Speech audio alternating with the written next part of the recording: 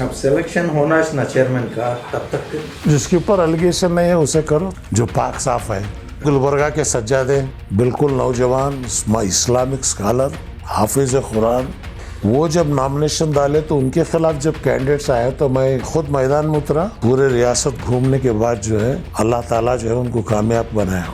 Chief minister से मेरी गुजारिश है, जिन जिन लोगों को आप नॉमिनेट किए हैं उन तमाम का आप इंटेलिजेंस से रिपोर्ट मंगाइए, उनके अखलाक, उनके किरदार, कौन कितने पैसे वक्फ बोर्ड से ग्रांट लिया, इसका हिसाब किताब क्या है, ये सब जांच होनी चाहिए। और चित्रदुर्ग के लोग खुद मेरे पास आए हुए थे, इतने एलिगेशंस, हालांकि मैं सुन के दंग रह गया।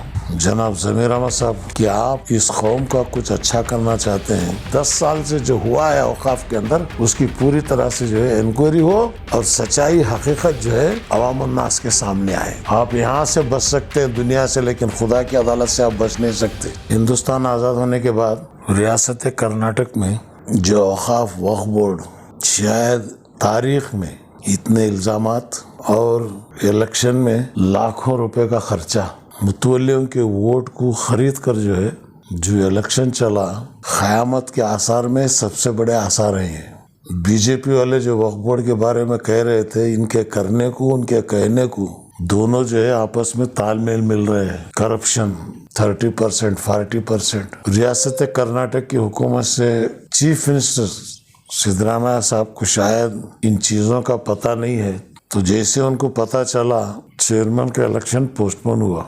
जनाब ज़मीर अहमद साहब मेरे अच्छे दोस्त भी हैं, मैं ही उनको सियासत में लाया जनता पार्टी के थ्रू। शायद उनको ये पता है या नहीं मैं तो कह नहीं सकता।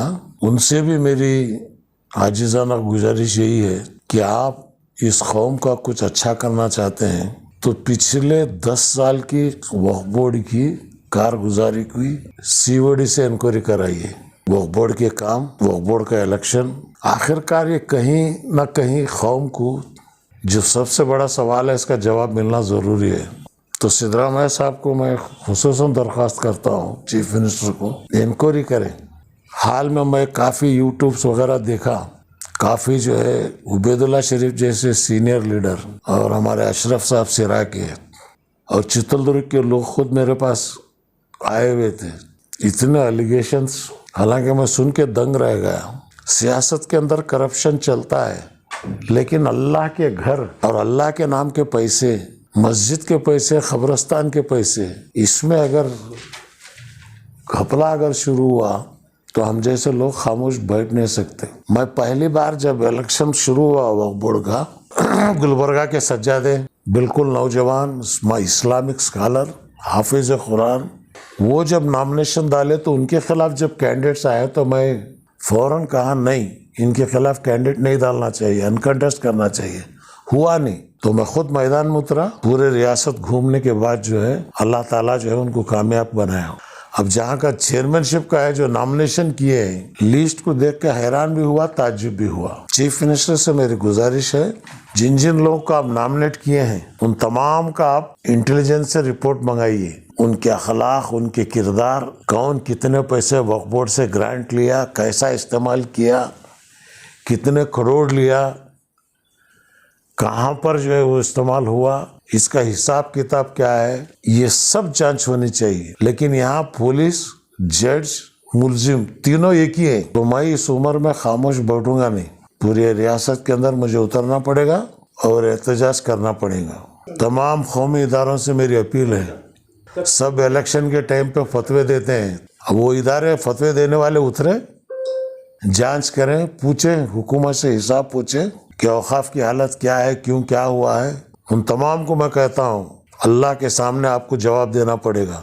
आप यहाँ से बच सकते हैं दुनिया से, लेकिन खुदा की अदालत से आप बच नहीं सकते। हज़रत उस्मान गनी रज़ी अल्लाह ताला अन्हु का वक्फ 1400 साल पहले हुआ, आज भी चल रहा है मदीना शरीफ के अंदर, मक्के के अंदर। कई सारे हमारे आबा व अज़दाद अल्लाह के नाम पे वक्फ किए हैं, खैरात किए हैं। ऐसी चीज़ों में खाने वाले शायद शैतान भी शर्मा रहा होगा इनके करतूतों को देखकर। इंशाअल्लाह इन तमाम हज़रात से अनकरीब मैं एक मीटिंग बुलाऊंगा और मिलूंगा और आगे का राय अमल तय करेंगे हम लोग। एक जो है कोर्ट को यस, अगर हुकूमत इंक्वायरी नहीं करी तो मैं खुद हाई कोर्ट में एप्लीकेशन डालूंगा कि सीबीआई के थ्रू जांच हो वक्फ बोर्ड की पिछले 10 साल की कारकर्दगी की। अनवर मानी पाड़ी का रिपोर्ट मेरा नाम उसमें शामिल किए थे, मैं खुद केस डाला था, कोई कोर्ट को आए नहीं।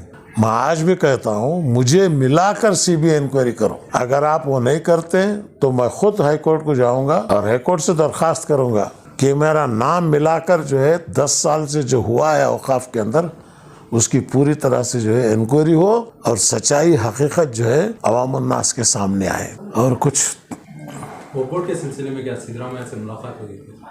जी, मैंने उनको बताया है। एक 5-6 दिन पहले जब मुलाकात हुई थी मेरी, मैंने उनके सामने हकीकत रखी है। उनको पता नहीं था, उनको पता चला है। अब सिलेक्शन होना है ना चेयरमैन का, तब तक बोर्ड चेयरमैन का सिलेक्शन तो होना। जिसके ऊपर एलिगेशन नहीं है उसे करो,